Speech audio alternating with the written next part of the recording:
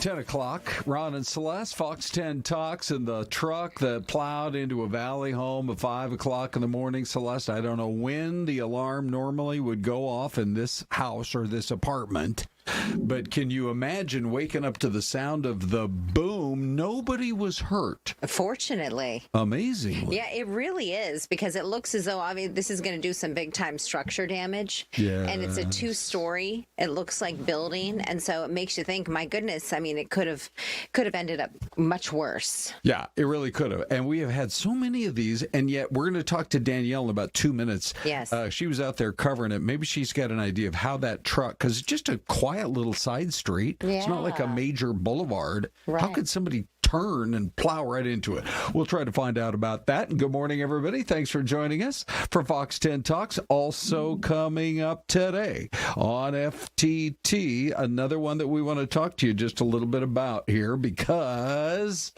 what the late night snacking is doing to you. Oh. I might be adding a few LBs, but I guess it's some other stuff too. Well, what's considered late night? For us, late night for me is about 9:30. That is so true.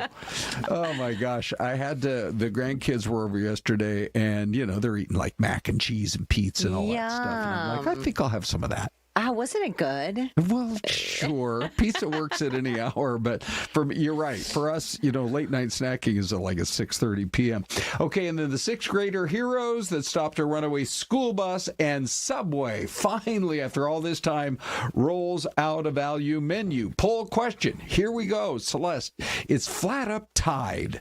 James Comey indicted for that social media post from several months ago. Is it the right move? The 86. 47. 48% say, yep, Trump's right. Comey knew exactly what he was posting. 48%, though, say no. Comey said he had no idea it could mean violence towards somebody. That's another 48%. And 4% are saying, oh, he knew, but it's still not worth indicting him.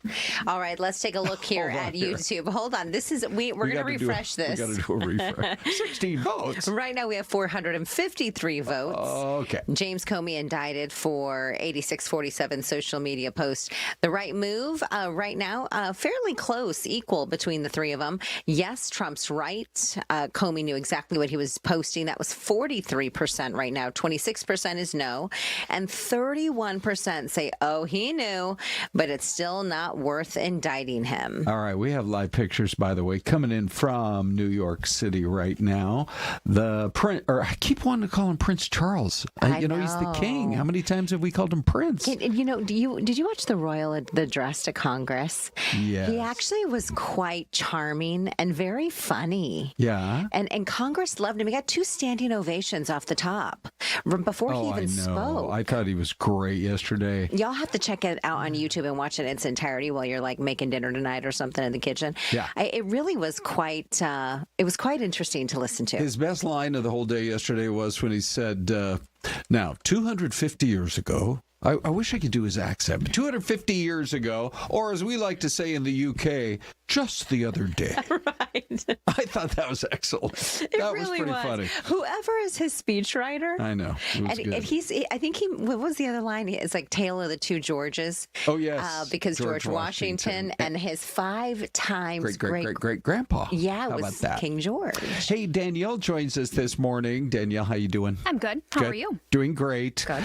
You've been doing a great job covering for us this once again. I feel like we have an epidemic just in the last 2 or 3 years of this happening a lot. The truck into the home. Yeah, it does seem. And it's always in, like you were mentioning, a kind of a quiet street, just middle of the night. Right. This one in particular that you're looking at right there, that happened at 5 o'clock this morning.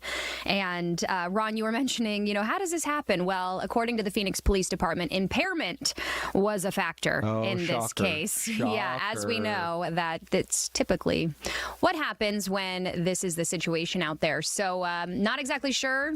I mean, I'm sure he just was making the turn, and obviously those are the end units, so it's right there off the street.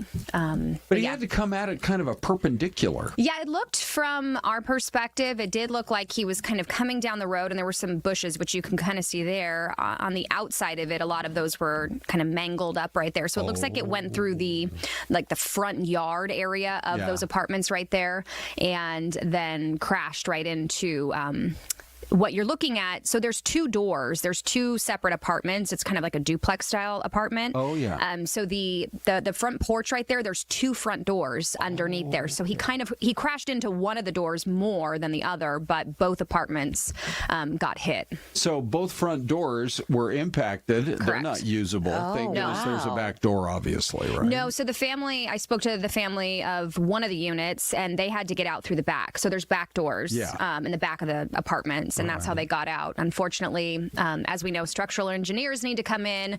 They're not allowed to go inside until it's deemed safe. So families can't live there. No. They can't even. I think one of them had their car keys. They couldn't go in for that. A little girl didn't even have shoes on because it happened that fast. And then that car could have exploded if the gas tank was hit. That could have caused.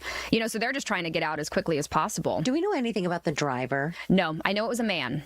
But as I mentioned, intoxication is expected, according to the Phoenix Police Department. He was taken to the hospital just for some precaution, and he's okay, though, non-life-threatening injuries. Here's the weird thing. So impairment is suspected. Correct. At 5 o'clock in the morning? Correct. Come on. Yeah, according to somebody on scene there, that it wasn't police telling us this, but one of the neighbors, they said that there was some beer cans that spilled out of his car, or the truck, excuse me. They're on scene. That's just according to them. Did they recognize the vehicle at all? Like maybe he potentially, Like, not the people that I spoke to. Our neighbor Joe. Like he was heading home or something like that. Wow. Not the folks that I spoke to. So here's some of what these are people that were inside. Correct. Told you. Before I made it down the stairs, I was dialing 911 before I made it down the stairs. I was just focused on getting my mom and my sister out of the house first. I just know I was asleep, and I woke up to my son yelling and telling me, "Mom, get up, you got to get out. Something happened. I think it was an accident out here." And then my husband started yelling, called 911. Him and my foster daughter were literally asleep in the living room. And he heard the screeching noise, and then he said he heard a boom. And by the time I got down to the bottom of the stairs, my son was getting everybody out. And then we went over by where the truck was, and we just started moving everybody out the house. And I seen what happened, and I went straight into the neighbor's house because she was yelling her daughter, so I went to try to get her daughter out. The first thing coming out was, thank you, Jesus, because that truck, in the position that truck is, and you can see the direction it came from, it could very well have hit both places that way. Wow. Okay. It's always a sort of a close call, I think, for you, where you got these people now, they're going to have to find a new place to live. One of the little girls doesn't have her shoes on. You're out there to cover a story, and sometimes people don't want to talk. Yeah, this family was, more than gracious to talk to us. At first I talked to Zakai, that 17-year-old there, and he was the one, very well-spoken, very calm and collected. And then his mom was there, so I grabbed, his mom to talk to her, Rhonda. And she was thanking her 17-year-old son because, they were all sleeping. He was just getting up. But thankfully, everybody in that unit was upstairs because, as Zakai was telling us, that there's a couch right there in their living room.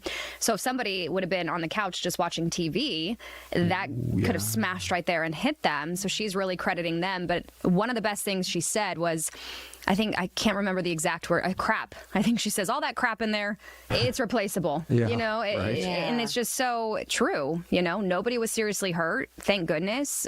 Somebody could have got killed from this. So or somebody was sleeping on the couch by chance, it was that early in the morning, Yeah. Well, I wondered right from the start when you were saying nobody injured, including the guy in the truck, which that's a little bit shocking. But yeah, that makes perfect sense. So everybody was upstairs. Correct. Now, were they in the left unit or the right unit? So it's my understanding they're on the left unit. Okay. The main one that we're kind of looking at the corner. Wow. So very scary. And, as Rhonda said, it's a miracle that nobody was seriously hurt. But luckily, the community service aides, they're, helping them find a place. They were out there getting them supplies and drinks, and going to be working with them. We did see the board-up company. The truck was removed, and there was, obviously a massive hole in that house there, or the apartment unit. So a lot to clean up, and we'll go from here. Charges, according to the Phoenix Police Department, not filed yet. All of that's still under investigation, but charges are, definitely pending, if at all. All right, cross streets out there were... It's 13th Avenue and Buckeye, so just south of downtown Phoenix. Okay. All right. All right. Well, yeah, hopefully they can get back on their feet ASAP. Yes. Yeah, Daniel, glad everyone was okay. My Yep. goodness. All right. So it turns out You bet. that there's another fight about another warehouse going on here in town. Just take a listen to this. We, as a community, see that this project will have a negative impact on the local community. Detailed information from Luke. I'm confident that they reviewed it over and over and over again to make sure that it was within their requirements. There will be noise issues. You know, the noise of this 24/7 is nothing like the 10 to 15 seconds that a jet, makes when it goes over. So, what are they talking about? Well, the Glendale City Council approving the first steps for a new data center. Oops, hold on here. Here we go with some of the latest on that particular story. The folks living around it, Syleste, are not especially happy about it, that's for sure. Yes. But the developer says this data center, it's going to be built out there around Litchfield and Olive. 2 different buildings that may help to store data in the medical records business and possibly national security information. But I just wonder, a lot of these data centers, it seems like, I know people that live like within, 200 yards of a data center, and it used to just be an empty field. Right. Now you look out your backyard and you've got this gigantic 40-foot wall you're staring at. I just wonder if they couldn't find places that are a little further out of town. Like Tonopah. Like Tonopah. Yeah. Yes. Yeah, or maybe maybe Siloam. Yeah, or maybe way down near off the US 60 near Globe or Miami. Out toward Gila Bend. I mean, these are all possibilities. We've got a lot of air. We got a lot of space here in the Sonoran Desert. Yeah, we do. By the way, we want to say a quick thank you to everybody who is joining us in the chat real quick, Ron. Yeah. Here's the thing. We're having an issue with the audio on Fox Local. So if you want to let people know, and I also let them know in the chat, you can watch on YouTube. Okay. And thank you for letting us know about the audio show on Fox Local, because we're looking into it. We have thousands of people who join us every day on the Fox Local app. They do. So we're getting that fixed. We've got engineers. We're on it. Back in a flash.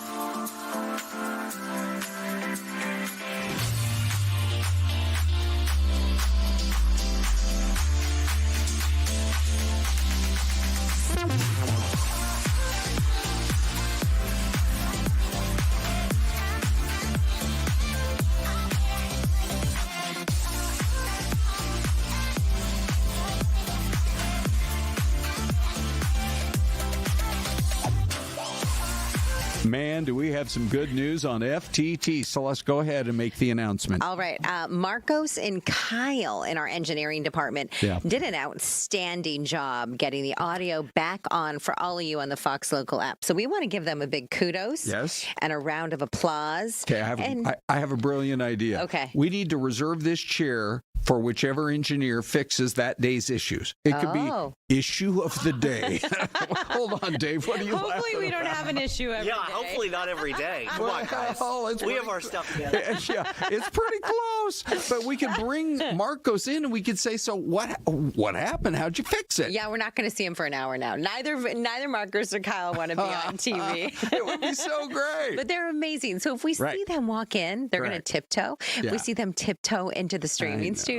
We're going to grab them and be like, and they operate at such a level. They'd be like, well, the flux capacitor 1829, it's all the way back on computer system 7, but we managed to crawl back into the crawl space. Who knows? We wouldn't understand it. No, we wouldn't. But one of the coolest parts of, we're doing a little facelift here at Fox 10. Yes, we are. Right, giving the building a little bit of TLC. Oh, man. And so we have to take the scenic route to the streaming studio, which means we have to travel back through master control. And Two parking garages, back through engineering. And the coolest part is when you pass in the engineering office, they have a workbench with a bunch of saws and all kinds of like tools on the walls. Yeah. And you're like, these guys, they know what they're doing. I know. They got computer parts everywhere. Yeah. They know where everything is. We should do like studio tours when we're all done with the construction. I'm sure the engineering department would love that. $15 a person. It could be a revenue stream. Oh, that's a good idea. With the tip jar. And you and I could lead the tours. All right, let's see what's going on right now in the world of stocks. It's all bad. The other day, Celeste, I was thinking, we're like 49.5. What is happening? And maybe we'll get back to 50,000. Well, it's all going the opposite way now because oil's up $5 a barrel. And so, in fact, let me just update you right now. That's what's going on with stocks. Let's just see. I can get you the absolute, literally to the second price of a barrel of oil. But last I looked, it was up about $5.15. So that's what's pushing the market down. And ready? Here we go. Oh, man. Oh, this is bad. Yeah, no wonder the market's down. Oil's up $7.30 a barrel. Now, part of it may have to do with the post from the prez. No more Mr. Nice Guy. Iran cannot get their act together. On a daily basis, it's just like one day the Iranians are saying one thing, the next day it's something completely different. Well, and I think it's also one of the concerning parts is on any given day we don't really know who is actually in charge in that country. Yes, exactly. So it's who is he dealing with? Who are officials dealing with in that country? I know. It sounds like the IRGC is trying to take the whole thing over. I'm not saying it's a coup, but I'm just saying, supposedly Mujtaba is the ruling mullah now.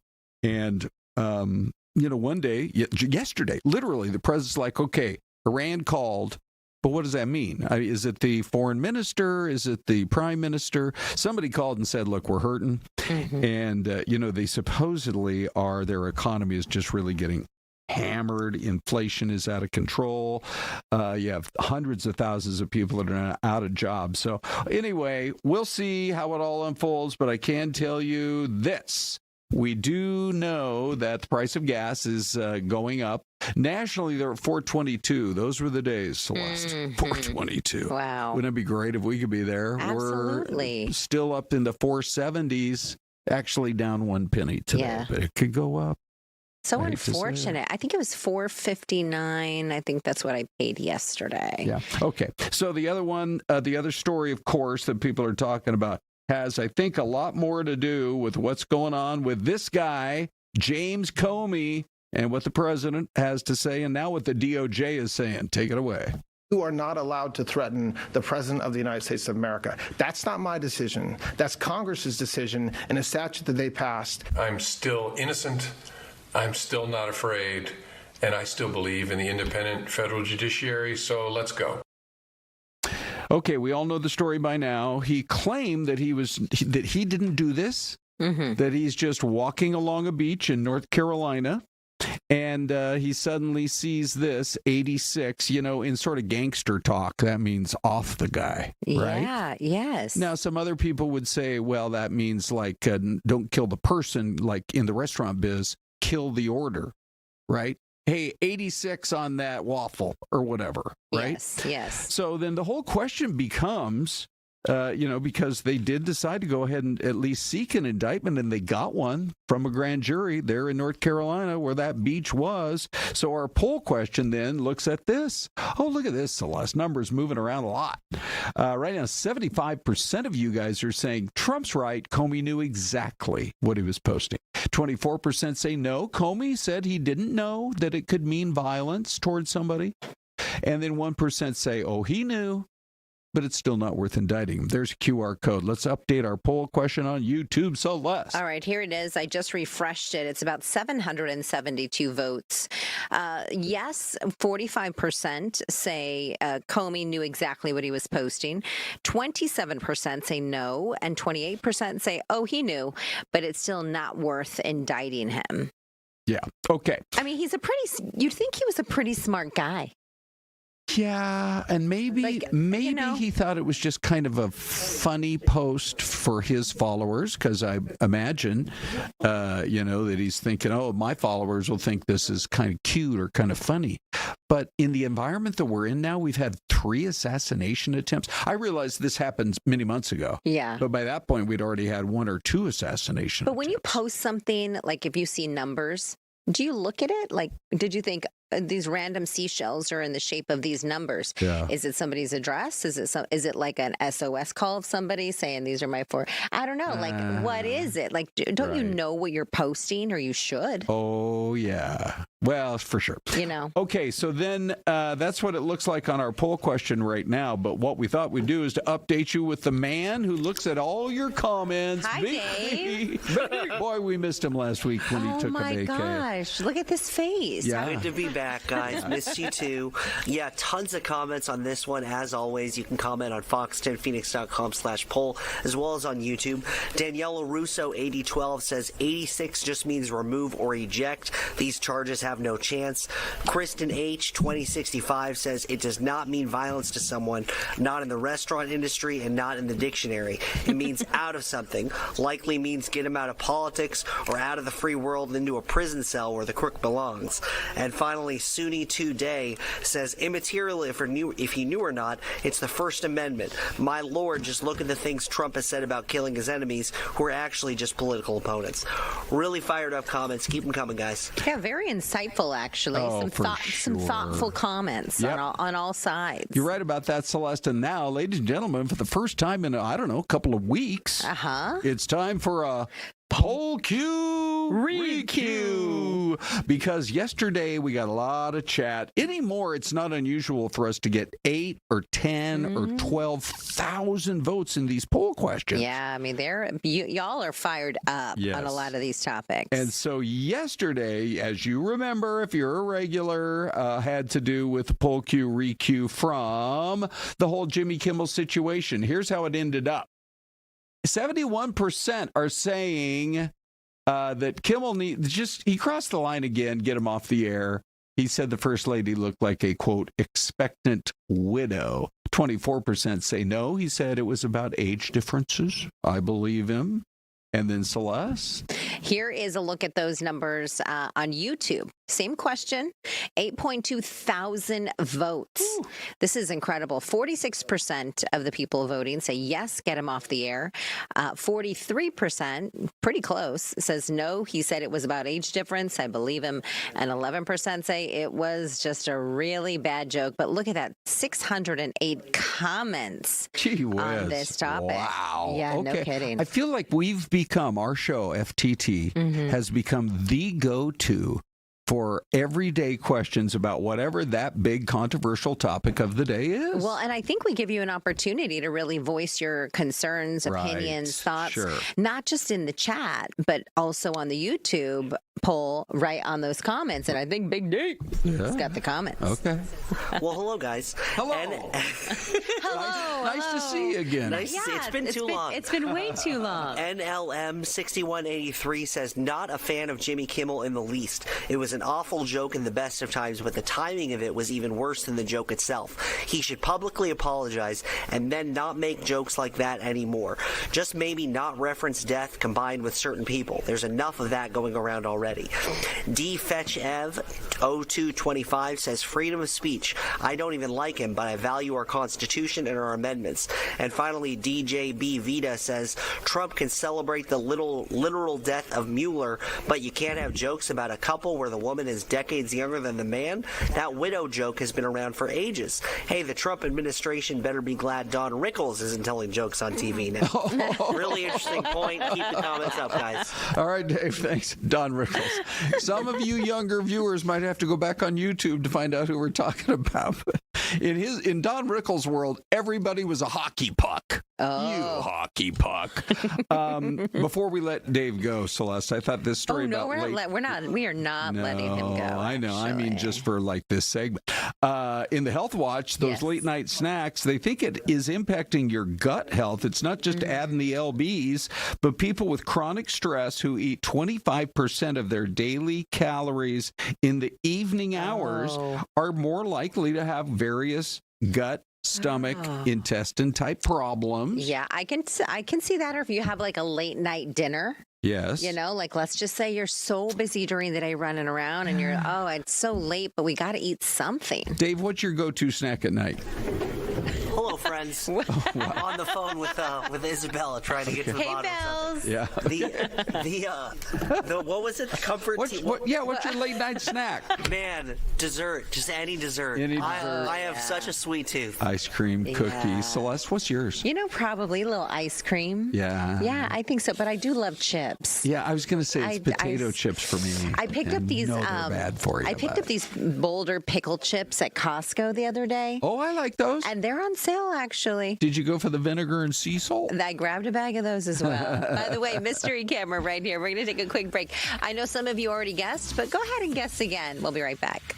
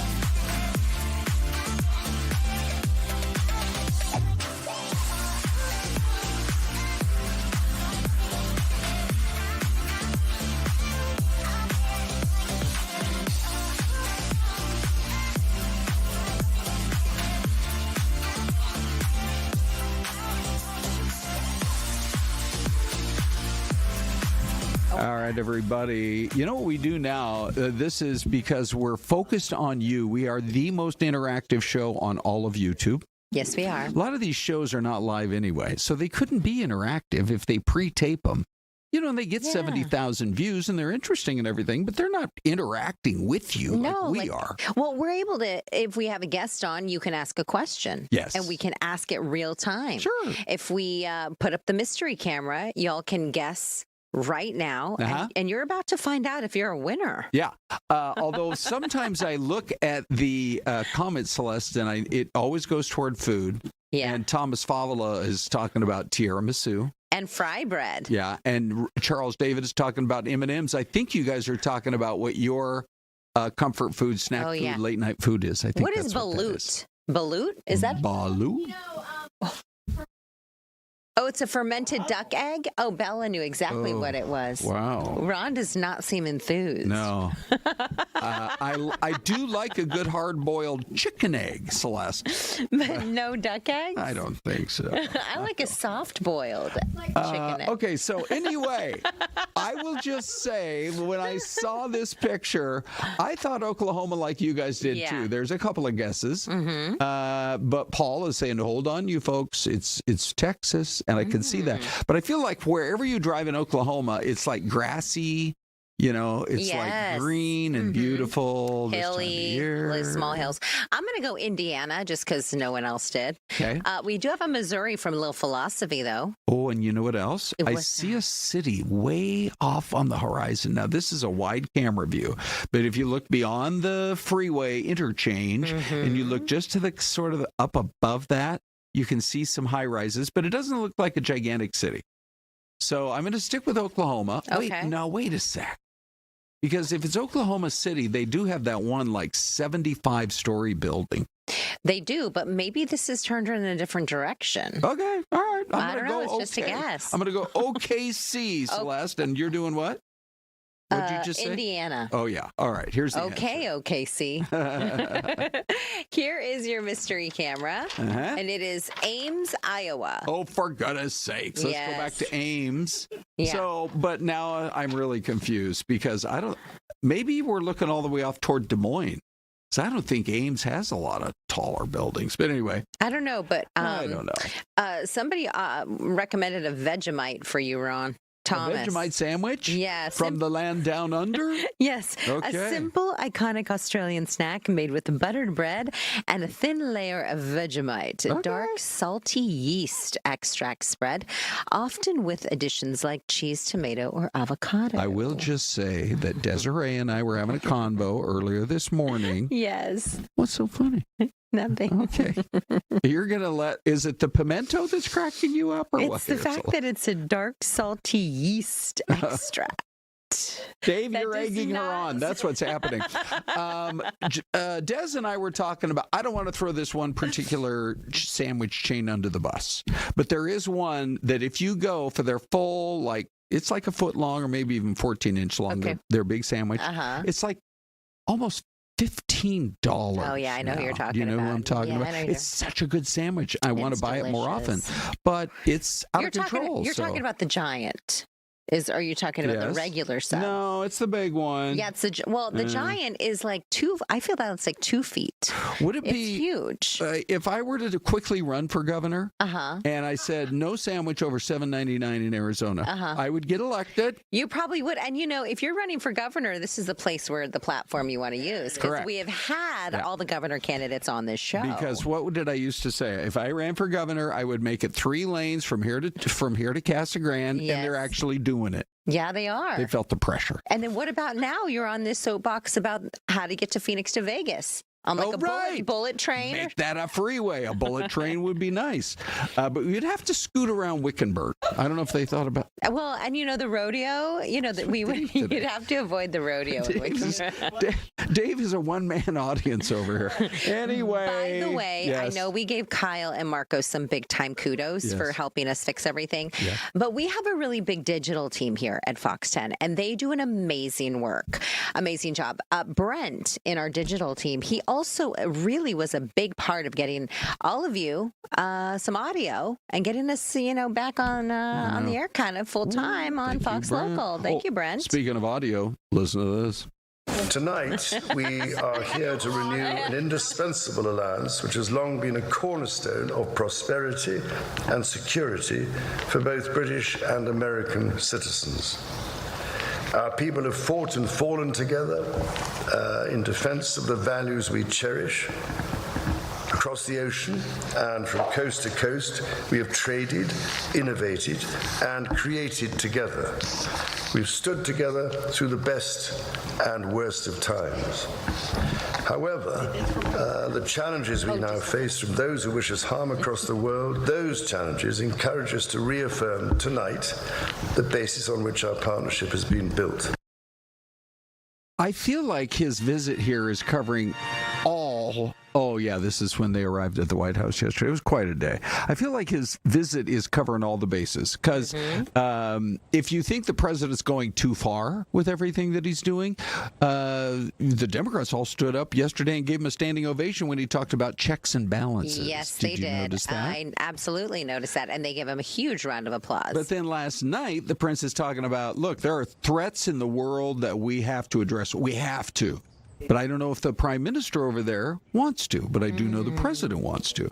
So, I mean, he's covering a lot of ground. That's I'm actually looking at the fashion of these two women here. Look at that. Now, look at the first lady. Yes. I mean, have we ever had a more stunning first lady ever? Right. And her and Queen Camilla, they both are wearing the same family of colors. Yes. Like a pink and a fuchsia. Yeah. And then when they made their first appearance out in front of the White House, they both were in white. I think they're on one accord. I think they're on many levels trying to say that we're mending this relationship. That's what you're right about that. And when he spoke to Congress, I think in many ways he said that as well. He talked about how his mother, when she made her visit, to the United States, it really was whoever the speechwriter was for the King's speech did an amazing job. Hey, we have a guest joining us right now. This is Manny Garcia, everybody. Here we go with Manny on the 3-shot. Hi, Hello, Manny. So you're with Arizona Financial. Yes. And I love some of your tips here on how this is starting with Gen Z, but those of us who are just a little bit older, like yours truly, can also get some financial tips. Of course. I love your tips here. So let's go through some of these because do it. I do think that improving your financing, setting a weekly savings goal. Sometimes you're like, how do I start? And you're saying, just give it a week and maybe try to save, what, $10, $20 out of your budget? Small bites, really. That's the way you would eat that sandwich, really. Okay. Little by little, so you don't feel it. A lot of times people think it's really just a cup of a coffee. It's really just the cost of something small. Yeah. But it actually adds up to a lot as you start to see it. Yeah. Yeah. So something like, would you recommend setting it aside? We all do things digital, right? So it's like, I know some people still use cash. But would you recommend even opening a different account and just automatically sending it into that account, like from your paycheck, and then you don't even see it? Yeah, and your financial institution will actually have the tools to do that automatically. So you don't even have to see it. You don't have to think about it. It gets done automatically. So that way, when you look at your statement, it's already there. Oh, see. Yeah. I was trying to think, well, why would a credit union want to come in and talk to us? Set up a savings account. Yeah. Now I get it, Manny. Yeah. Now I see what's going on here. That was one of the first things I did when I was early in my career. Brilliant. I set up a different account, and I called it my coffee account. Okay. And I set aside $25 a paycheck. Okay. And I didn't even see it. And I still have the account today. Get this. When my kids were young, because my dad was a financial planner, he was just brilliant. And he taught me you got to be a long-term investor, that kind of thing. But I would say to my kids, if you earn some money on their part-time jobs when they're like 16 years old, whatever you want to put in the mutual, spend whatever you want. Whatever you want to put in the mutual fund from this month, say $50. Yeah. I'll double it. And good. so they were like, okay, I'll turn 50 into 100. Are you adopting children now? No, but get this. Of our 3 kids, 2 of the 3 spent it all a long time ago. Yeah. One of them, Alexa, still has this big old nest egg. You know what? She caught the vision. Yeah, and then you almost forget that it's there to a certain extent because it's $20 every paycheck, Right. or $25 or however much Alexa put in there. Yes. And that's good news, Manny. Do you like how this interview is going so far? Where Celeste and I are doing all the talking. No, I love it. You have great So insights. tell us more about Arizona Financial. You guys help people, obviously. Give us some more tips if you can. Save a little cash, right? And get back on track. Yeah, then a lot of times when we've been out in the community, we've seen that the first step is really getting to know your financial institution.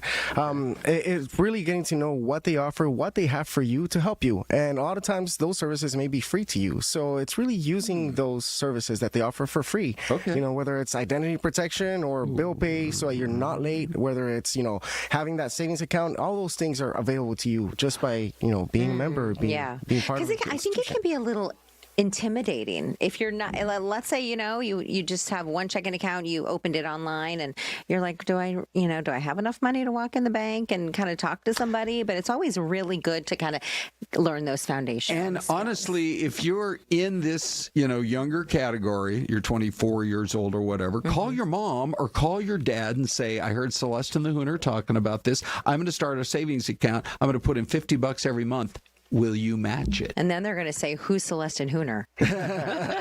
But seriously, that would be a way to go. Oh, let's look at some of the other things on your list. Some of the best side hustles to consider to boost your income. What are some of the ways that people can earn some of that extra money? Gen Zs are doing everything and anything right now. They are getting creative. There are so many apps out there that will actually allow you to do side jobs like even go grocery shopping for somebody else if they don't want to do it. Yeah. You can, always, recur back to driving people around. That's always an easier one. But there are an Uber or Lyft driver, that kind of a thing. Or maybe you go do an Instacart or whatever, Uber Eats. Yeah. Something like that. And you can actually pick up, really quick side gigs that way. And you can actually pick up some extra money for. How do you grocery shop for someone else?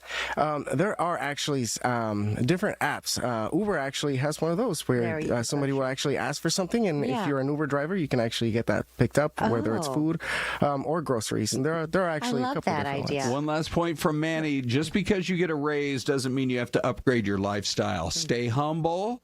Keep saving, and someday you're going to have 1,000 or 10,000 or who knows what. Yeah. Manny, you're the man. Yes, thank Manny you. the man. Thank you, Manny. Again. Appreciate it. Okay, bye. All right, we're going to take a quick break. Right back. Thank you. I last super one out.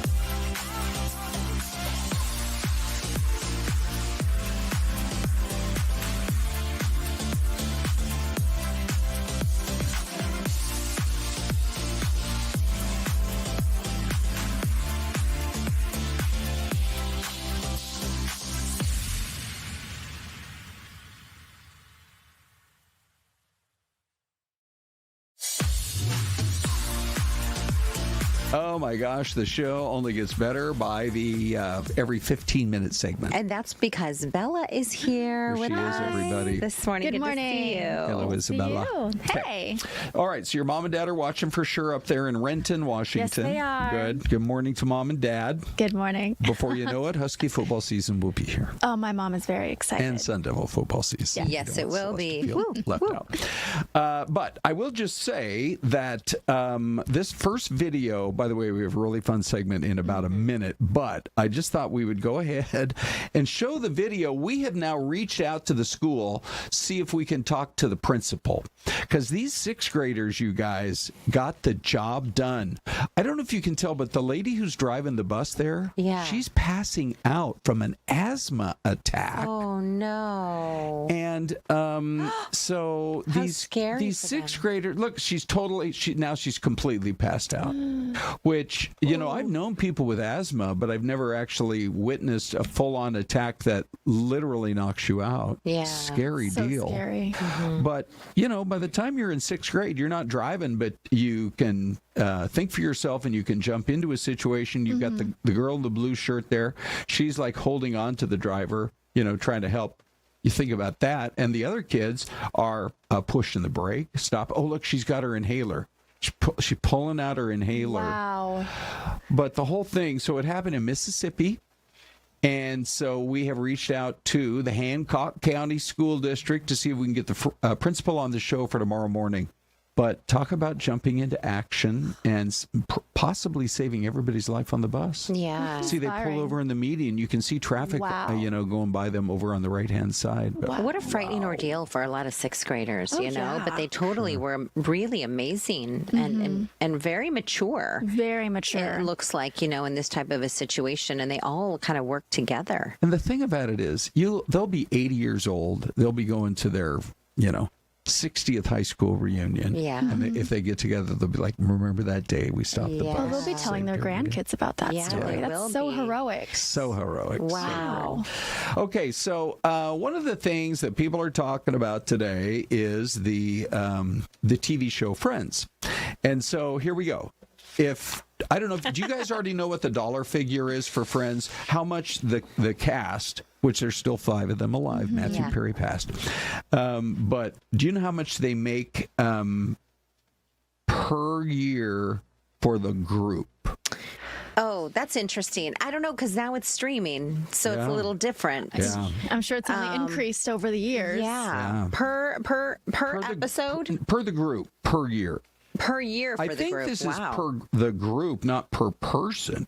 25 million. It's $20 million bucks. Oh. Is that? Wow. Oh no, it's per person. 25 million per person? 20 million per person. Wow. So good for them, right? Yes. You know, I was a TV news guy in a made-for-TV movie years ago. I still get people every once in a while. Remember Veronica Padilla? Yeah, one of our producers? Vero, yeah. She texted me the other day, said, I just saw you in the reruns. Oh. I'm like, I'm not getting any residuals. I was going to say, are you getting anything royalties by the year?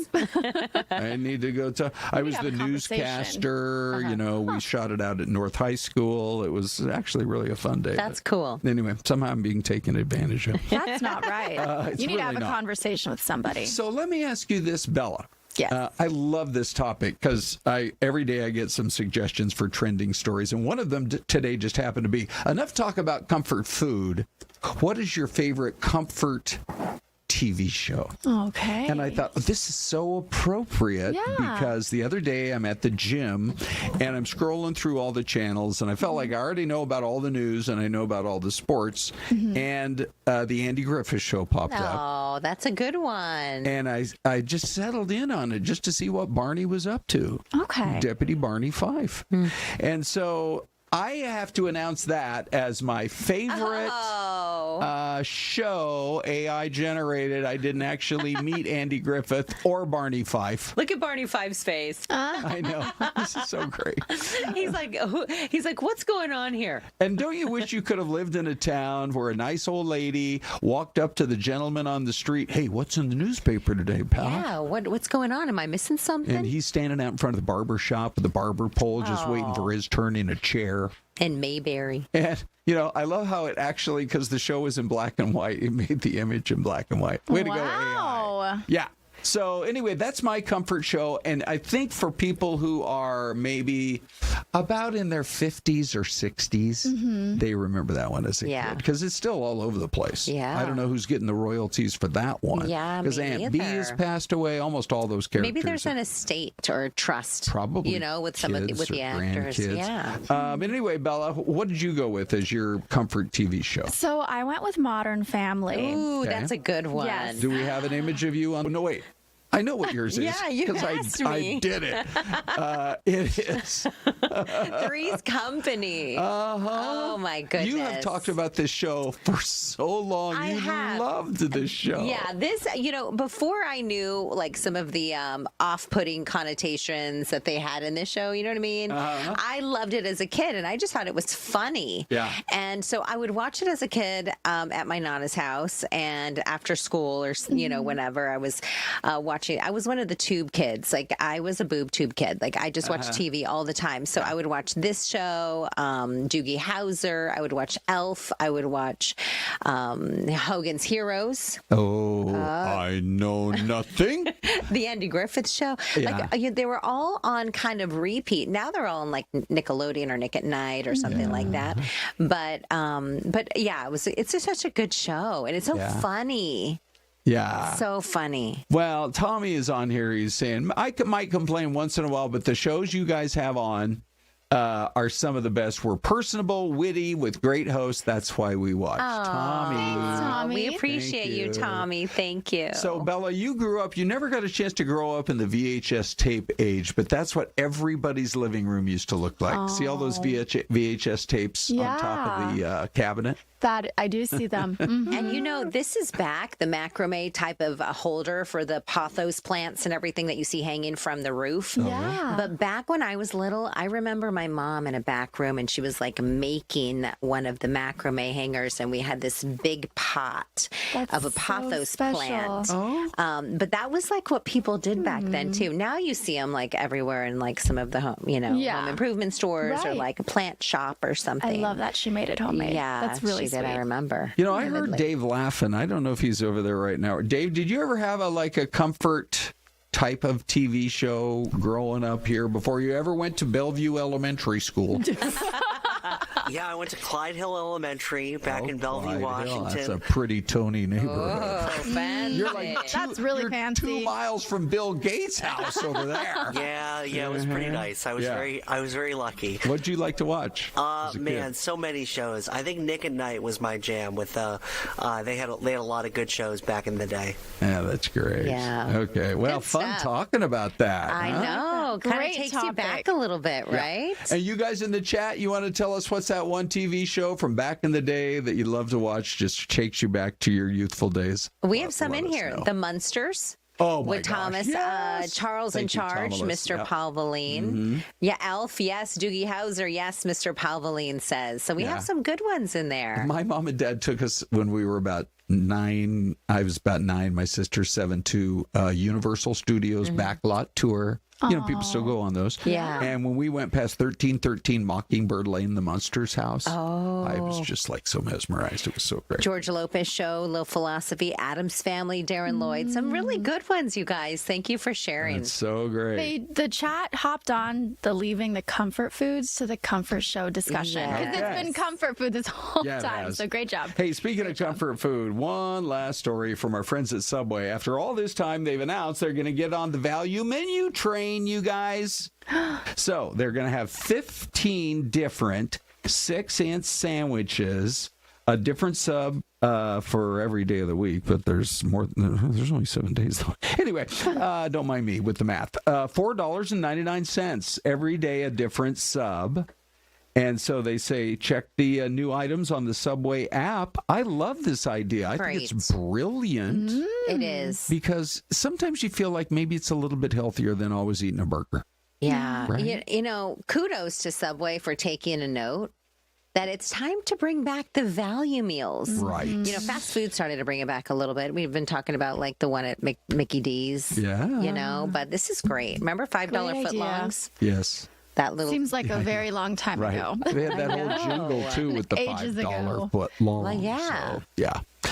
Well, with that, we got to say goodbye, you guys. Not that I want to, but No. Ty and Anita are like really putting their pressure on Actually, us they're here, not so- even in here yet. Are they not? We can just continue. Okay, fine. Just hang out with you guys. I know. We love all the chatter in the chat, by the way. So thank you for sharing your thoughts on all the shows and the food. And we so appreciate you guys spending some time with us. And Bells, we love you. Have a you great guys. day, everyone. We'll leave you with this beautiful shot of some mystery city around the country. We'll see you tomorrow.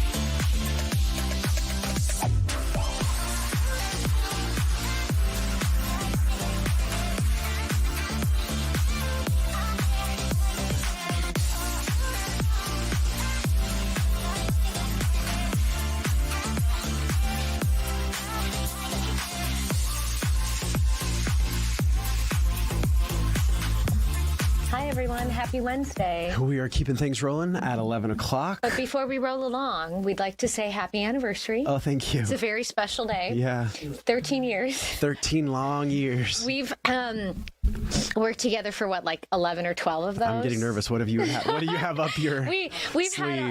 We anchored weekend mornings together Yes, for many years. Again, 10, 11 Yeah. years.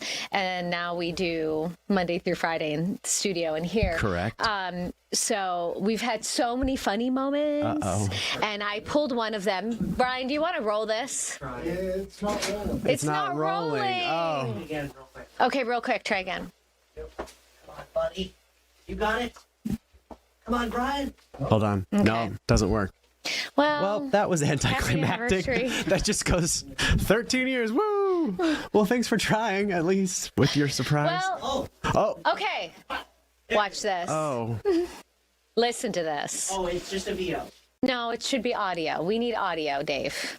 It wasn't. Dave, there's audio in the video I sent you. This was the old science center. So I don't know if you guys can hear us or not. There should be audio. We had the science center in. That's Peter. We're talking about rocket science. And we did a couple of little rockets, and so then we were going to do the big rocket. And I said to Peter, should we maybe step on the other side of the table? And Peter said, yeah, that's a good idea. So they gave Ty the remote to the rocket. Yeah, to do the countdown. To do the countdown. So then we did the countdown. And it didn't want to... And it didn't quite go as planned. It didn't. You'll see what happens here any second now, where the rocket actually flies off the table. We're standing right in front of it. Yeah. So this is the day we almost got decapitated on Fox 10. There's Ty protecting me. Look, I was such a good co-host. I am utterly shocked. Trying to save your life. Well, we do have our safety goggles on. Safety anyway, first. many moments like that, you keep us on our toes. Oh, Happy anniversary. Thank you so much. I appreciate it. It didn't work the way we had hoped. It's fine. You get the idea. All right, we're going to move in, though, you guys, because we do have, as we always say here at 11 o'clock, Jam-packed show. Jam-packed show. And we're going to start with Mr. Tom Marlowe. Hi. He is the SVP of Operations for Desert Financial Credit Union. It's a big title. It really is. Wow. Good morning, Mr. Marlowe. How'd you Thanks get for coming that? in. Setting off rockets. Setting off rockets. Yeah, no rockets involved in that, no. Strangely enough, right? Yeah. All right, so we're talking about cybercrimes. Okay. And unfortunately, it seems that we are seeing these in the headlines more and more. People are losing money left and right. So how do we protect ourselves? And also, but really quick, if you don't mind, how do you define a cybercrime? Because I'm getting text messages. Does that count? It does if they're trying to steal money from you. It does. Okay. So absolutely. So there are scams. There's crimes involved. There's scams. There's a lot of different ways. Anytime they're trying to separate you from your money, that's going to be, and they're doing it electronically, that's going to be considered a cybercrime. What is the number one way, Mr. Marlowe, that people are trying to do this? Is it the text messages? Is it the phone calls? Emails. The short answer is yes. There's no shortage. Depends on what works. So for folks that maybe are older, they're going to hit you on Facebook. They're going to hit you on social media that is more likely to be something that you're using. If you're younger, they're going to get you on TikTok. They're going to get you however they can. But yeah, it's definitely there's not one singular way. They are going to try to do whatever works for them, and they've got a lot of opportunities to automate and a lot of opportunities to see what works. And when it does, they just continue to hit till they run out. I have friends who are in their early 90s, and they received a link for something with PayPal. They click on the link, they transfer the money out of their bank account thinking they're legitimately paying. It's not the legitimate PayPal link. So at that point, the bank says, so sorry, we can't give you your money back. How do you then verify if it's a real link? How do you fight something like that, or you don't? So I think the primary thing to keep in mind here is that there are some red flags that people should be aware of. So anytime somebody's reaching out to you unsolicited, that should be an immediate red flag. So in general, if you were walking out of the grocery store and going to your car and someone just came up to you, you'd have this immediate sense of caution. Sure. Same thing should be done online. If somebody reaches out to you, whether it's in an ad, whether it's in a text, doesn't matter how they're reaching out to you, there should be an immediate sense of caution. We don't want to walk around terrified of everything, but there are bad people out there, and this is one of the ways that they try to do it. So the first thing is try to just be aware of the fact that there are people trying to separate you from your money. It seems like these scammers are getting more and more creative. And there's been I've heard some celebrities have even come out and been like, I am so on top of my game, this would never happen to me, and they got me. So you really do have to be super careful, don't you? You do. I think there are some general good practices, but being aware and knowing that they're going to try to do whatever they can. Creativity is one of their strengths, and so they're going to use a variety of methods. But being on your game and being aware, in general, there are some best practices you can do, and that's going to help in most cases. What are some of those best practices? So being aware of what they typically do. Yeah. So there's going to be a sense of urgency. They're going to want you to do something now. They're going to try to have fear, either fear of something bad happening to you or fear of missing out on something good. They're also going to try to make sure that you don't talk to somebody else. Sure. They'll coach you on what to say. They'll tell you not to talk to somebody else. Don't talk to your family. Don't talk to your financial institution. Those are all red flags. But anytime someone reaches out to you and says you need to do something, click here. That should be an immediate. Don't click. Absolutely. How do people get a hold of you for more information? So people can get a hold of us. Desert Financial has a website. We have a fraud education part on our website. Nice. You can also reach out to us. There's plenty of information out there that folks can access, whether they're members or not. We do fraud seminars that are free, again, whether you're a member of the credit union or not. So lots of nice of you guys to do to get back to the community. We appreciate it. Thank you so much. Yeah, Good thanks for coming on. information. Thank you. Thank you. All right, we're going to move along, you guys. We are talking about a virus that is popping up. You may have heard of it. You may not have heard of it. It's called rotavirus. Okay. So what is it? Should we be worried about this? Who does it affect? Who does it affect? Is there a vaccine for it? Welcome back, Dr. Russell Horton. Thank you. Thanks for coming Good morning. in. Good to see you again. What is it? Good to see you. It's a virus, and it causes a really severe kind of stomach bug, basically. So if you think about people, they say, I have the stomach flu or I have the stomach bug. It's usually something like this, and it just gets into your intestinal tract and causes a lot of havoc. And so in the case of rotavirus, the reason the vaccine was created is because for our little babies, toddlers, when they get dehydrated really quickly. They can get very, very sick. Potentially, it can be deadly. So that's why we take this one a little more serious than maybe some other things. And I was reading that there is kind of a time frame when this vaccine has to be administered to be more effective, right? So what is that time frame? Yeah, so it's going to be part of your standard vaccines at 2, 4, and 6 months old. You can't give it, though, after roughly around 8 to 9 months. You're sort of aged out of it. Oh, really? And the reason is because it just isn't going to be as effective because you're bigger, stronger. It's you're probably going to be able to handle it. And so, we don't give vaccines just because. And this one's one of those where we really want to do it when it's the most necessary. So is this a new vaccine then? No, I think 2006. So, wow. Okay. We're over 20 years now. But we're seeing more of these rotavirus cases coming in. Why is that? Is it because people didn't get that vaccine? Yeah, unfortunately, I think most of these things like measles that you've heard about and now rotavirus is because the vaccine prevalence is going down. So we're just not creating that bubble of protection around ourselves. You also see coming out of a pandemic, people may have some decreased immunity there, or we're changing the way we interact with each other. But yeah, in general, the vaccine's a big factor. Do we still look at that though? Coming out of the pandemic, it feels like it was so long ago. Yeah. Do we still feel so affected by that? I think we're coming out of it. It's hard to measure those things, but I would say we can't really blame COVID for stuff like this anymore. Or at least not as much. It's really going to be protecting yourself, and the best way to do that is, to use the vaccine on the babies so they don't get sick. So take us back then. Give us those ages again, because you said you can age out. So when do parents talk to their pediatrician about it? When do we start this particular vaccine? Yeah, so it's at the 2, 4, and 6 month well checks. Okay. You're going to get the standard set of vaccines at 2, 4, and 6 months. The rotavirus vaccine's interesting because it's taken by mouth. It's a little kind of syrup we squirt in their mouth. Does it taste good? The injection. Yeah, I was going to say it's better I've than never a shot. tasted it, but I bet it does. They usually sweeten it so the baby doesn't just blah all over the place. But I would suspect that it's not too bad. But yeah, because the immunity really comes from the gut. Our gut has a special kind of immunity. We want to stimulate that versus just an injection where we're stimulating kind of the standard, blood. Can you talk about maybe the difference between testing? Can you test for rotavirus and the flu? I know you can test for the flu. Yeah. But what are some of the symptoms? And they sound like very similar to the actual seasonal flu, right? Yeah. So you can test the stool for it. Most people opt out of that choice. So really we go off the symptoms. And so if you or I got rotavirus, we'd probably have a nasty stomach bug, we'd get some diarrhea, maybe throw up a little bit, and then after a few days we'd probably be better. For our little ones, so if you're a parent out there, what you're going to be looking for is the kiddo who's all of a sudden kind of lethargic, sleepy, maybe has a fever, starts throwing up, and then this watery diarrhea, and it's just constant, and you just can't keep up with the hydration. And when you're a little baby, they just don't have as much reserve, and they're going to get sick pretty quick. You know what's so scary is that so many of these viruses have such similar symptoms that it's so hard to, like, as a parent, I can only imagine, like, is it the norovirus? Is it, there's so many others that affect the little itty bitties that you don't want to panic. You don't want to be a panicked parent and rush to the emergency room.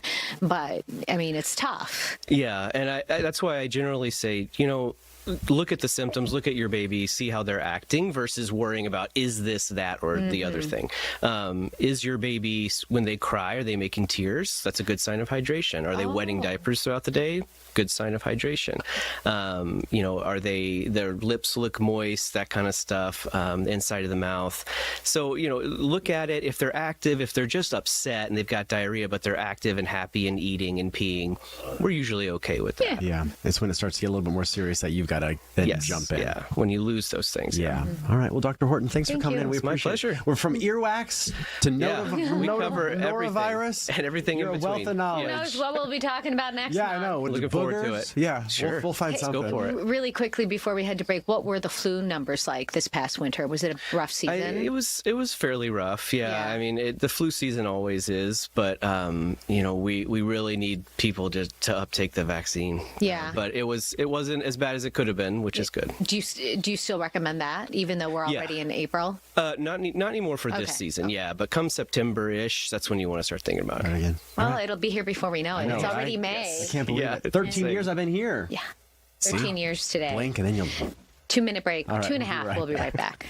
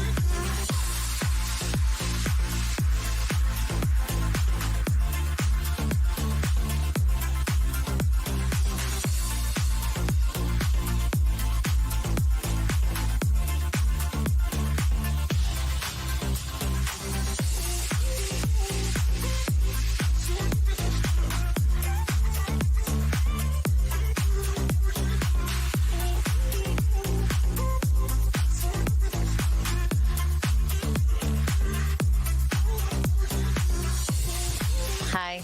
Welcome back. Quick interview with Dana Terraza from the Botanical Garden. We love going to the Botanical Garden, so let's get right out to Dana. Good morning. How are you? I'm good. How are you both doing? We're doing great. You have some really fun stuff coming up at the gardens. Some really fun events. Want to walk us through those? Yeah, it's a busy week for us. So tonight is our last dogs night in the garden. So you can take your dogs out on the trail, enjoy our garden after dark experience, 10 immersive light displays, and the pups love it. We're seeing several hundred doggies every week. So it's the place to be. And it's the last one. So we're going to see you there. Oh, sorry, I didn't mean to interrupt. I'm sorry. I'm looking at the doggies, and they must have so much fun. Who has more fun, the doggies or the pet owners? I don't know. It's a close tie. I think everyone's enjoying having them out. We always do our dog days Saturday mornings, but they're loving the nighttime. So it's been fun. Oh, that is cute.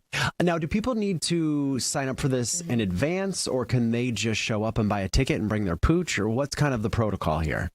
Yeah, so we have online tickets are our cheapest option. So it's always good to plan ahead for our Dogs Night. We have our Dogs Day on Saturday. We also have all fun activities now through Mother's Day weekend, sort of our spring finale. So we're just getting everyone out here to enjoy the beautiful spring blooms and everything we have to offer to get you through this few last weeks of spring together. And this is kind of cool because, I mean, it's not very often that you can take your dog to the Botanical Garden. Yeah, so it's usually Saturday mornings. We have one this coming Saturday as well, but folks have just loved bringing them out there at night, kind of end your work day with a nice stroll in the garden, see the cool lights, and get your pups out of the house. How exciting is that? Okay, and then you have another event, Pulse Parties. Yeah, so the Pulse parties are tied to our Desert Pulse exhibit. So this week is a fun one. We're bringing out all the retro games that we have all loved, Donkey Kong, Skee Ball. So you get to play all those in the garden, see the light exhibit and Desert Pulse. And we have some fun food trucks too. So we're just keeping the fun going all weekend long. Oh, that does look like a lot of fun. Now, again, for this event, do they need to get tickets in advance, or how can they get more information about all this? Yep. So if you go to dbg.org, it's under Pulse Parties.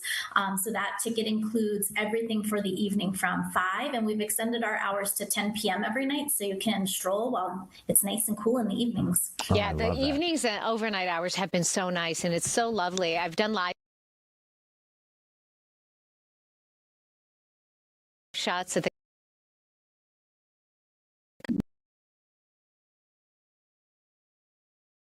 I like it. And then you'll see all the other events that'll be taking place too. Absolutely. And don't forget, moms get in free on Mother's Day. So that's a great idea. Yeah. Get a cup of coffee, go walk around the garden with mom. And what's the restaurant you guys have there on property? So we have Gertrude's, but now it's by Mark Tarbell. He's our new chef as of the fall, and he's got a lot of fun things planned for Mother's Day weekend. Oh, that's exciting. That'd be like a great afternoon for mom. I like that. Yeah. Done. All right, done. Thank you, Dana. Thanks for planning our Mother's Day for us. It's good to see you. Thank you. Okay, bye-bye. Bye. It is beautiful out there, and taking the doggies is such a treat. Yeah, right. Okay, so we have a couple other topics happening, and we are going to, in the meantime, though, head over and listen into President Trump. He has the Artemis astronauts with him after their big moon adventure. Yeah, their historic circle around the moon. So we're going to listen into this press conference that is underway as we speak in the Oval Office. That's an interesting question. You know, coming from you, that's very interesting. Which war would end first? I don't know. Maybe they're on a similar timetable. I think Ukraine, militarily, they're defeated, okay? You wouldn't know that by reading the fake news, but militarily, look, their Navy. So they had 159 ships.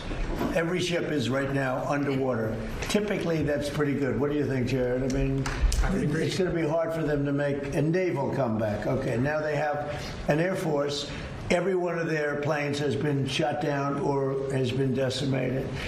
They have missiles, about 82% are gone, and they have drones, and most of them are gone. Most of the factories are mostly gone, and we have tremendous anti-drone equipment now, between lasers and that new, very special machine gun that knocks them out of the air like flies. And we use bullets instead of $1 million, missiles to knock out a $30,000 drone. So I would say Jared would tell me that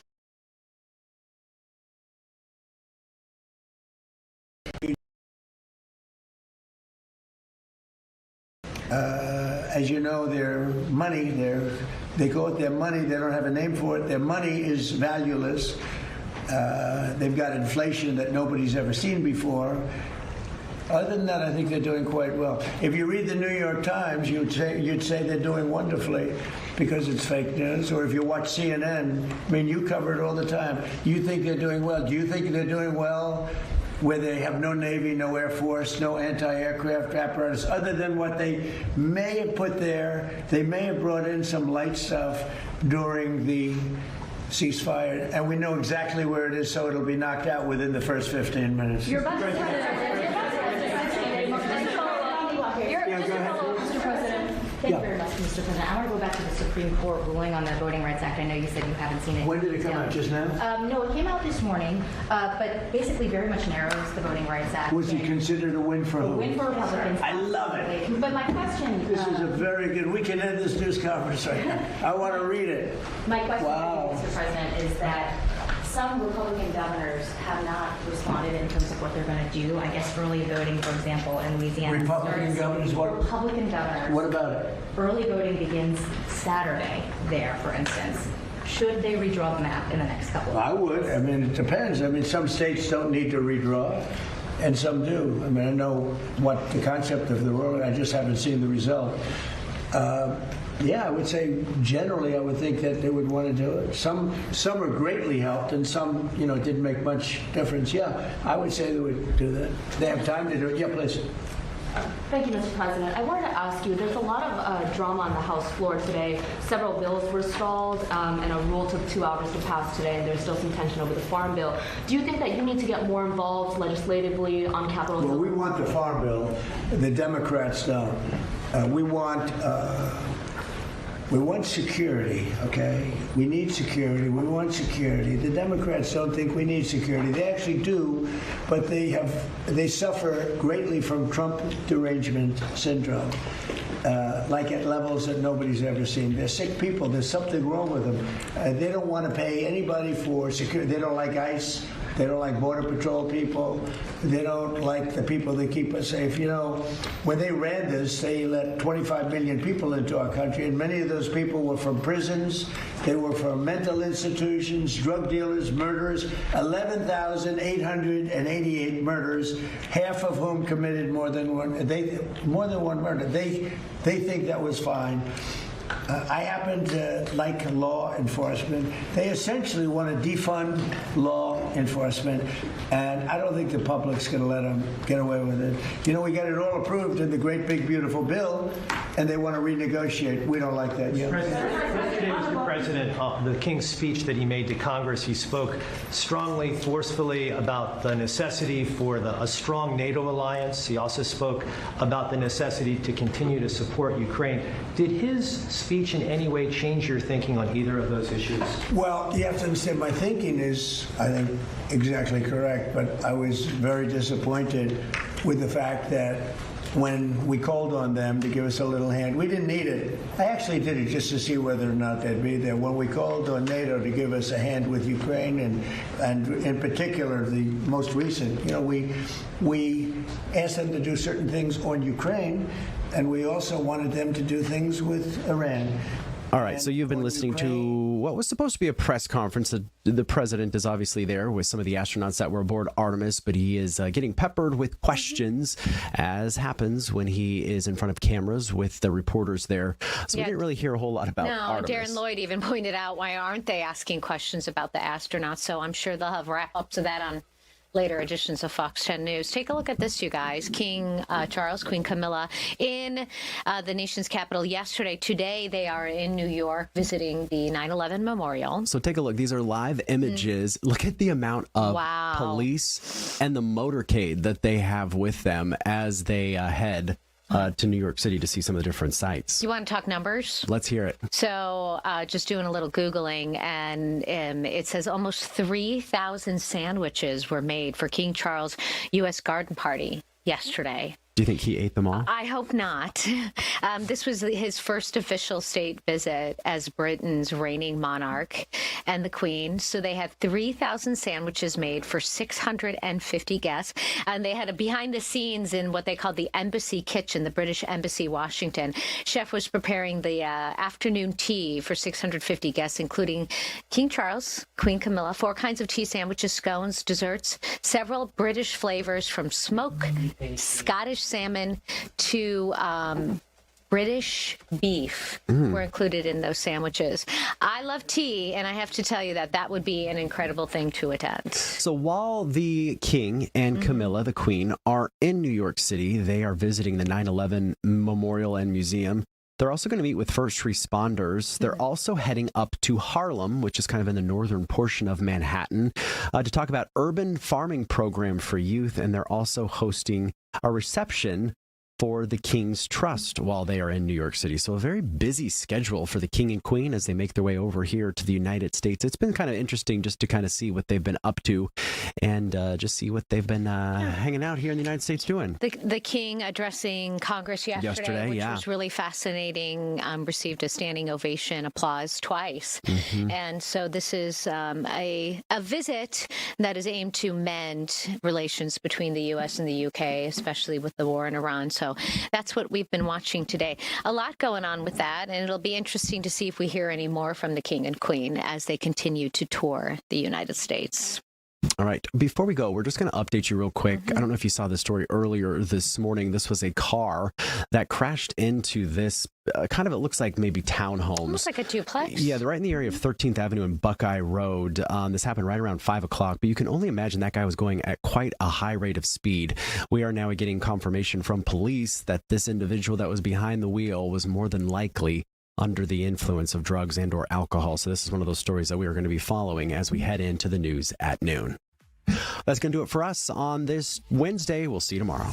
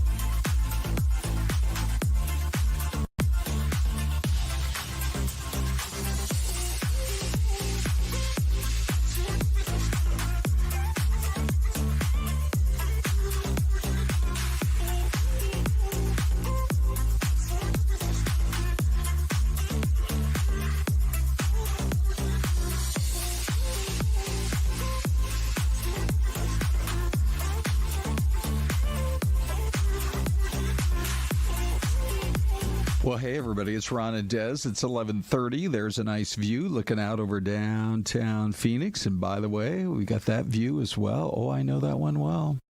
Tacoma on the right. Des, that's where I used to DJ. Wow. At Tacoma's #1 radio station, KTAC. And they haven't had as good of a radio host since, Ron. That is so they true. Are missing out. They have really gone downhill.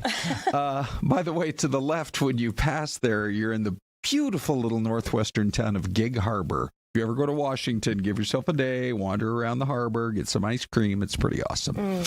Okay, so the thing about this show is we just kind of roll with whatever happens. We had a story that just broke in the newsroom a few minutes ago, and we invited Trenton Hooker to come in and kind of talk with us about it a little bit. Yeah, absolutely. And it's related to the Allison Feldman case. We've been following this closely, obviously, for years now. What are we learning?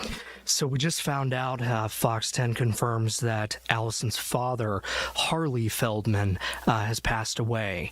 And just on top of the horrific tragedy of his daughter's murder and the recent conviction with Ian Mitchum, we were told by a contact with the family that he did pass away, and it's just so heartbreaking. I think it took everybody in the newsroom as a little bit of a gut punch, just that we had him in about 10 days ago to talk about what was next in the case.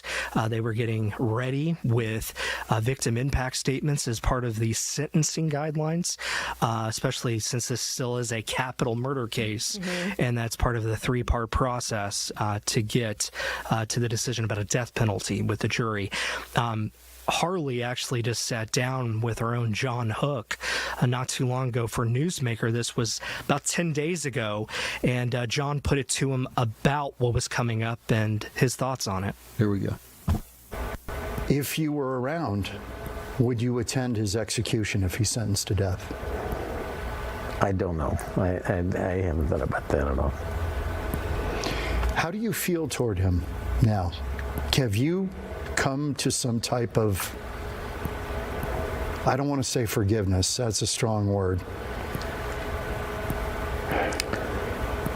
I have not forgiven him. I don't want to have feelings against him the rest of my life. I got what I set out to do, which is a guilty verdict in the court system, and now we'll let the legal system do what it's destined to do. We're going to take a break. So, Trenton, I mean, just the level of sadness that this family has had to deal with and once again is dealing with today, it's a lot. Yeah. Every time we talk to him, and Des, I know you've talked to him too, and Ron as well, and he just carries around obviously the total pain of losing a child in such a terrible way. But it was remarkable to see his sense of commitment to getting justice for his daughter. And I think that's the larger takeaway is, at least speaking for Arizona, the mark that Harley Feldman left with changing the law, with getting Governor Ducey and then Attorney General Mark Brnovich with having familial DNA be a part of the criminal justice system, especially with capital murder cases, and being able to look at that evidence and go back. I mean, this case has gone on for more than 10 years, a lot of twists and turns. They finally had this resolution, and your heart just has to break that he didn't get to finally see it through and share the pain, the loss, all of it, to have really his say. I think that's what John was getting there in that interview, of having the final word about the man who's been convicted of brutally murdering his daughter. What a difficult thing to carry as a parent, right? I could never imagine losing a child, and obviously in the way that she did pass. And then to hear him say there, you know, how do you feel about the man who's convicted of killing your daughter? You know, he, like you said, he doesn't forgive him, but he doesn't want that to eat away at him. And look at how good he looked just 10 days ago. It's kind of chilling. Like, life is so fragile. You're literally here one second and you can be gone the next. So true. And you're right, for this family to have gone through that for more than a decade, 11 years now. She died in 2015. Yeah. And then there were so many issues with this case along the way, right? With the DNA. Was it going to be, allowed in this case for them to use that familial DNA?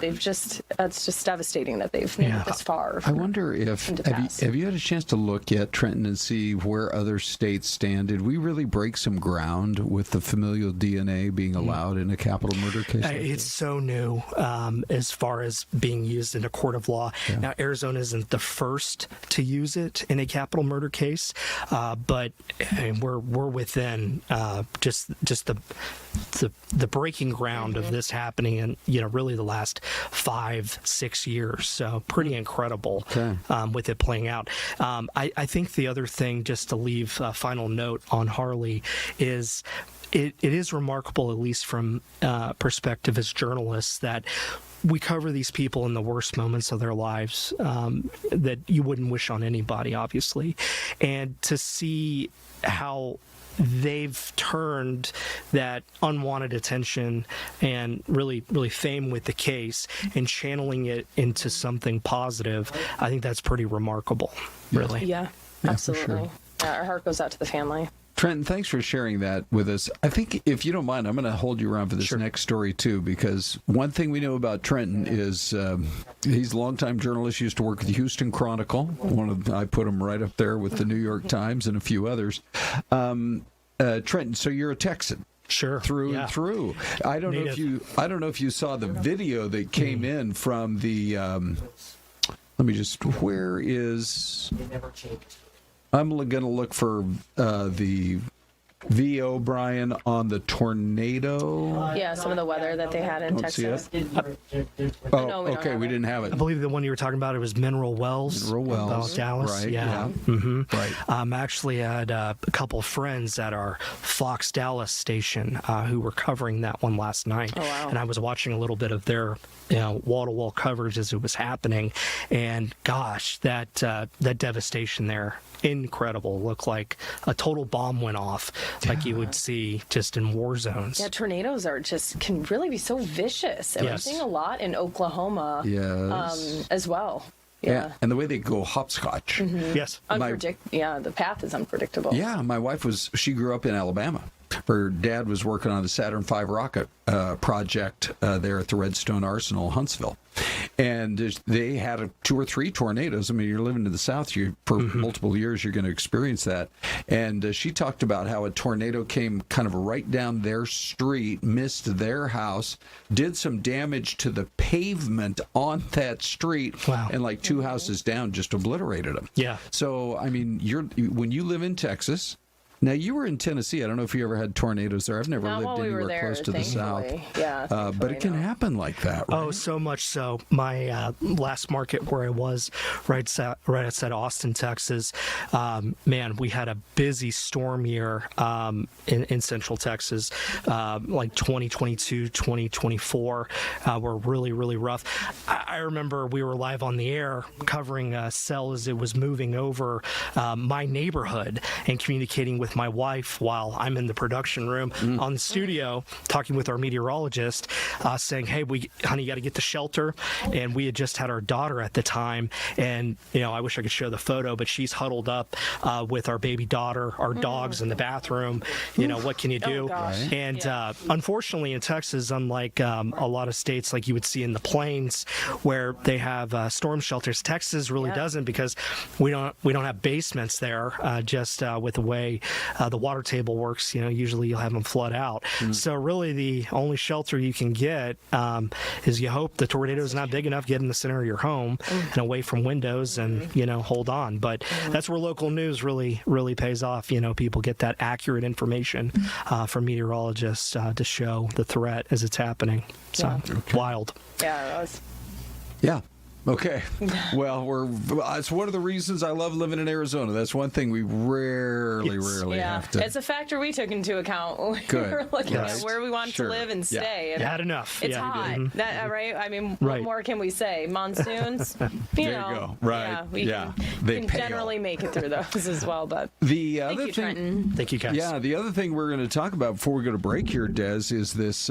There's been a major development with this. You could call this the most controversial warehouse in the valley. It's the one in Surprise that had been purchased for some $70 million. Seems like a lot of money, but when the government's writing the check, and it was going to be used by Department of Homeland Security. But then we learned that the work on it has suddenly been paused, and that's according to usaspending.gov. There was a stop work order for the project. I just wonder if it might be connected to the announcement the Attorney General made like 2 days ago. I mean, you wonder, right? Because she brings this lawsuit last week saying that there were issues with, it sounded like maybe some permits they did not apply for, or some steps that she claims they missed in trying to get this detention facility up and running. so, yeah, you wonder if the two are so closely related since, we just saw that unfold essentially last week. But there has been issues with this warehouse since the government purchased it. Yeah. The mayor and residents all caught off guard and pretty upset. And we just had a story yesterday about a warehouse that they apparently are going to sign off on in Glendale for a data center. And, it kind of raises the question of more and more people are getting upset about all of a sudden, you have an empty lot behind your house, and now there's a 40-foot wall behind your house because these data centers, they go up. In some cities, like in Mesa, I mean, they'll cram those in right next to housing developments. Yeah. I have seen that out there along Signal Butte near Elliott Road. And so you just wonder if they could not just go out a little further, away from town. Kind of an eyesore, right? Yeah. Especially if it's in your backyard. Hey, look, AI is the future, and we're going to be big on that. There's no doubt about it. But we'll keep following these stories when it comes to data centers and these warehouses, because this one was controversial for sure. Absolutely. Okay. Should we do this, Des? Should we take a break? Ooh, it's a busy one. Where are these folks driving? Who wouldn't like a Dave's Double right about now for lunch? Chocolate Frosty for me. Okay, Mystery Cam, give us your guess.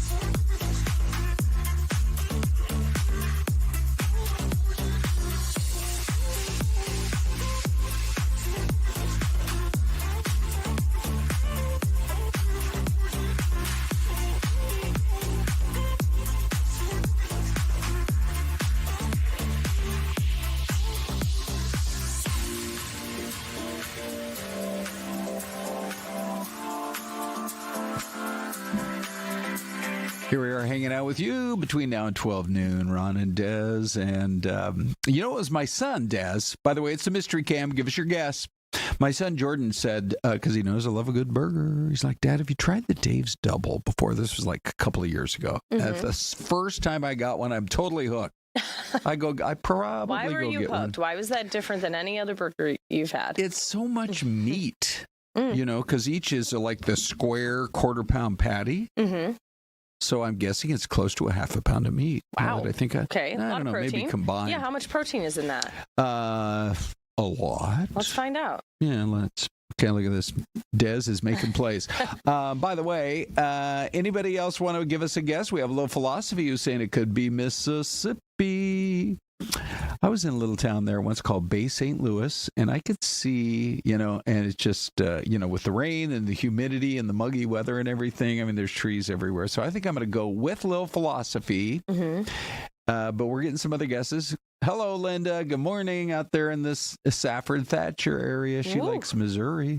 Okay. Mr. Paul Valina is saying this is Alabama. I'm impressed by this Dave's double here. Okay, ready? Here comes the 411. Stand by. There she is. According to Google's AI. All right. Okay, I just did Google AI mode. Right. A standard Wendy's Dave's double contains 50 grams of protein. I like That's pretty the sound decent. of that. And now if you're counting calories, it's almost your day's worth. Okay. It's 810 calories. Seems like a lot. That's a lot. Yeah, maybe ditch one side of the bread. Maybe you take the patties and put one slice of bread in between. Yes. What are the carbs? So 810 calories, 50 grams of protein, 37 carbs. Okay. So, I mean, with the bun. I mean, overall, yeah, if you're getting your workout in. Sure. As well. 50 grams of protein. That's a lot of protein. Pretty good to me. Okay, so anyway, I'm going, let's see, Mississippi. And you said what? Alabama or Missouri? I didn't guess yet. Okay. You know what? Who is the first to guess in the chat? All right, Mr. Paul Valine, I'll go Alabama. Okay, is it Bama? Is it Mississippi? Ladies and gentlemen, here we go. Oh, Lafayette, Louisiana. Oh, is that right? Do you know the Marquis de Lafayette is there? I believe there are 50 or more than 50 cities, counties, towns, or counties named after him. Oh, really? Yeah, wow. For a Frenchman, right?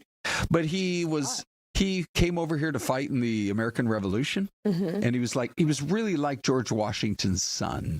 I mean, he really considered him a son.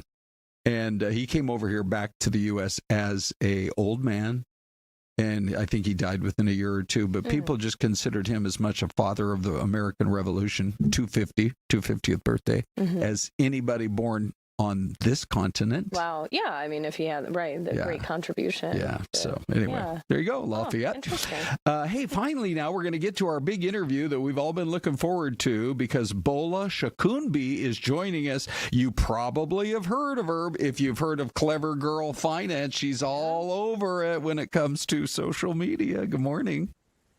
Hi, how are you? Doing great. Doing great. Hoping that you're going to help make us millionaires. Well, Ron probably already is, but I'm not, so I'll take your advice. So you're a certified financial education instructor.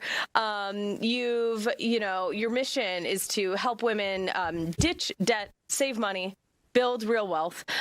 So what's the first step of doing that? I think the first step is really being able to see what is possible for you, right? A lot of people feel stuck with their finances because they're focused on the here and now, but it's really adopting the mindset that your finances can turn around. But mindset aside, once you've adopted that mindset, the key is now to take an action or a few action steps that put you back in control with your finances. So whether that's looking at your numbers, understanding where your money is going, or even starting that small spending account, that action allows you now to build financial confidence. And when it comes to building financial confidence, it's important to remember that it's not about having everything figured out. It's about taking those small actions to get you back in control of your finances. You have been pretty open about how you did it. So for our audiences not that familiar with you, how do you get started? How did you get started? And what can they learn from your journey? Yeah, so I'm first generation immigrant. Both of my parents are firsts in their families to do everything. First to go to grade school, high school, college. And so the first thing I don't come from wealth, and you don't have to have wealth to build it. And so the first thing for me was just really understanding how money works, financial education. That's what I started doing. And then from there, it was learning about how to budget, learning how credit worked, learning how the stock market worked, and not pursuing becoming an expert, but just enough so that I could start taking action. Oh, that's great. So you have this book called Clever Girl Finance. It's a 6-time bestseller.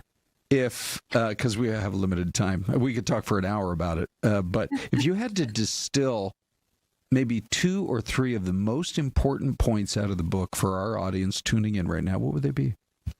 So it's actually my 6th book, and it's called Clever Girl Millionaire.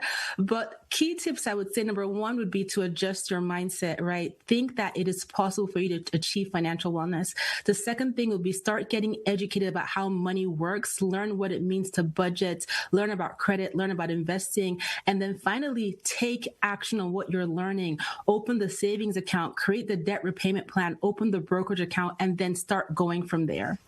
So, all right, like give us an example for, say, what is the first thing we should do? Because I feel like so many of us are in survival mode, right? You see the paycheck come in, you take your mortgage off the top, you take off a car payment, any childcare expenses, gas, groceries, and then you look at your finances for the month and there's not much left. What do you do? You do the best you can with what you have. I remember trying to save money and getting a paycheck, and all I had left over was a single dollar. And I deposited that dollar into my credit union. And my key there was not about the amount, but it was about building consistency so that when my financial situation changed and I had more money, I had already built that habit of saving. So give yourself grace. Yes, things are tough. We're navigating through difficult financial situations. You may be stretching your money, but do your best with what you can. Be intentional. Lean into your budget, and also lean into empowering yourself with financial knowledge so that you know how to make those intentional decisions for yourself. And we actually spoke to a finance expert the other day. His number 1 tip in becoming wealthy, because he had said rich is from your paycheck, money you earn, and you grow your wealth. He said the key to growing your wealth is living below your means. Do you agree with that? I agree, but I would add that not just living below your means, but also putting your money to work for you, right? So whatever extra you have, putting your money to work for you through investing. This is how you grow your money. This is how the wealthy have built wealth. Whether it's investing in your employer's retirement plan, if they offer you one, investing in your own brokerage account in the stock market, you want to put your money to work for you through appreciation, dividends, and compounding, and also make sure that you're building a cash buffer, emergency savings, so that you have money to cover when life happens, those obligations that may come your way.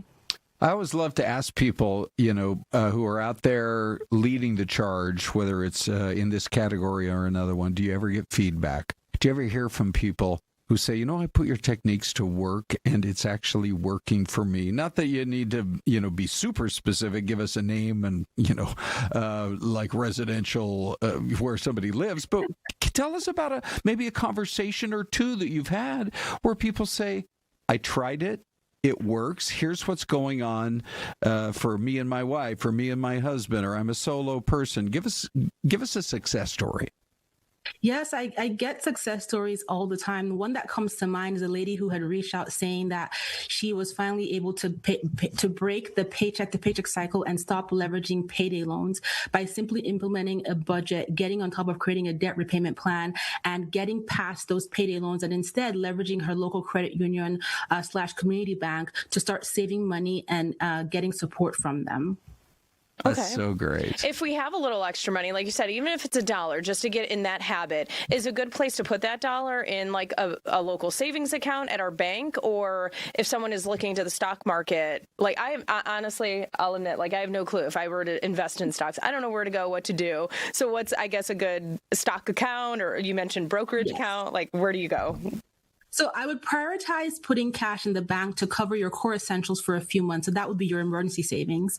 Once you have that savings in place, then you can start thinking about investing. You can open a brokerage account. There are several online accounts like Fidelity, Charles Schwab, Vanguard that offer $0 to open the account. And then if you're not confident about investing, you don't know anything about investing, a good place to start is to put your money in broadly diversified investments like a total market fund, and then start to learn about how investing works. It's not as complicated as it sounds, and you do not need to be a super expert. You just need to understand the basics. Okay. A lot of great info. Yeah, 3 to 6 months of emergency funds, and then think about investing. Yeah. Great. Okay, Bola, great info Thank today. you. We really appreciate your time. You're motivational.